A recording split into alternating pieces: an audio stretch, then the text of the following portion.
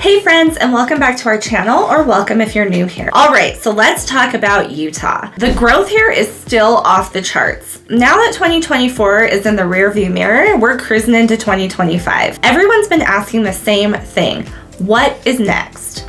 What big things are coming to Salt Lake City and Utah this year? Spoiler alert, there is a lot. So in this video, we're going to be talking about the major infrastructure projects, the new highways, and the entire neighborhoods that are popping off. The tech and the financial sectors are huge drivers of the Utah economy, and they're still growing strong. We're even seeing big sustainability efforts to keep the growth responsible and future forward. And let's not forget about the outdoors. Utah's natural beauty is what makes people really fall in love with this place in the first place. Whether it's hiking, skiing, or just soaking up those views, those outdoor spaces are more popular than ever. The challenge? Keeping those trailheads and ski lift lines from getting too overcrowded.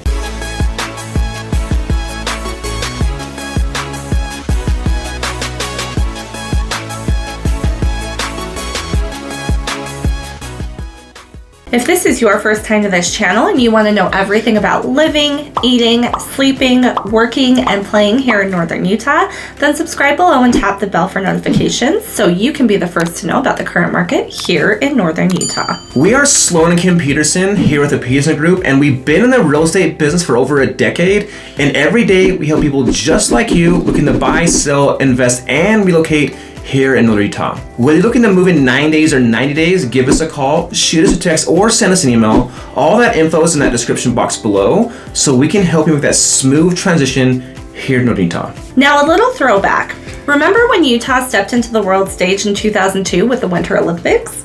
That was our big debut. Fast forward 20 years, and Salt Lake City isn't just some small town vibe anymore. It's growing up fast. In fact, we're gearing up to host the 2034 Winter Olympics, and preparations for that are already kicking off. Sure, it feels far away, but the changes we'll see in the Wasatch Front and Park City will start happening right now. So speaking of big leagues, Utah just got its first NHL team. For now, it's called the Utah Hockey Club, but word on the street is that they might rename it to something a lot cooler than that, at least we hope. Maybe the Utah Yeti. I just read an article a few days ago that said that they were having a hard time with Yeti just because it's such a trademark name, and they might have to pay a lot of licensing fees. So even though I think it seems to be the fan favorite of what we've been seeing in the polls, that one might not be able to happen. But we shall see what it looks like. Plus, there's a lot of talk of a Major League Baseball stadium being built in the Power District west of downtown, which is going to be surrounded by a sports entertainment hub. It's wild to think how far Salt Lake City has come in catering to the needs of a growing, vibrant community. I would truly love to see all of these sports arenas popping up on the west side with a ton of cool clubs and eateries down around it. That would make for such a fun area in Salt Lake. And speaking of Salt Lake, downtown Salt Lake is transforming too. Just in the last 5 years, the changes have been mind-blowing.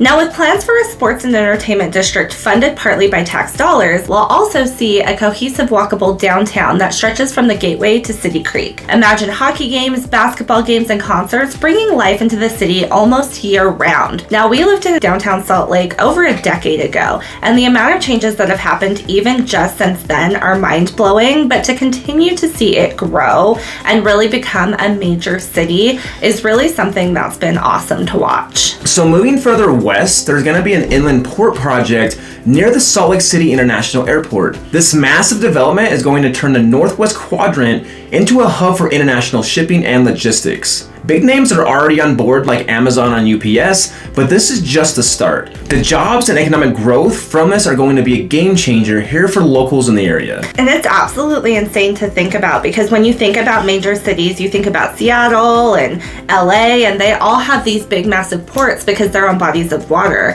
And because Utah has the desert, we've somehow managed to create an inland port, which is going to be huge for, just like Sloan said, our economic growth for our locals, but also just for, shipping times and all of those things, since we are such a world that lives on getting things shipped. Okay, so let's not forget about the neighborhoods. Down in South Jordan, Daybreak is thriving.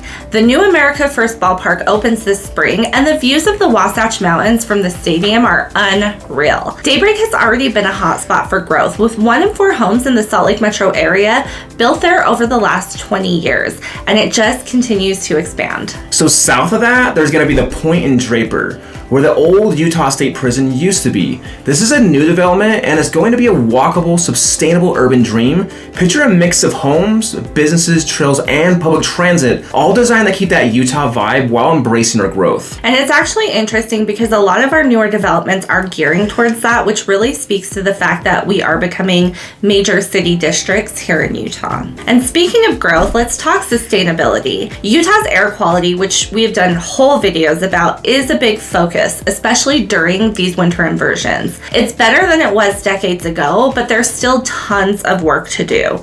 And water conservation is also a huge consideration.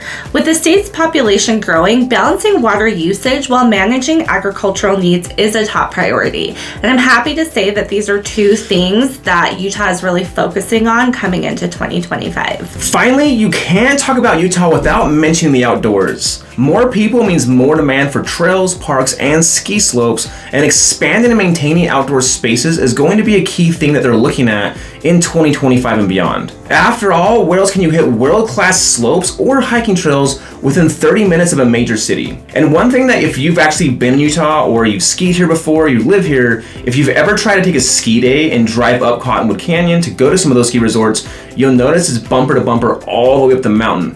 This has led a lot of developers and the city to start thinking about maybe we should have a gondola that actually just takes you from, like Cottonwood Heights over the mountain and into the ski slopes and ski resorts. Obviously, some of the local residents have been debating and disputing whether they feel like this will have a negative environmental impact. And of course, no one really wants gondolas in their backyard.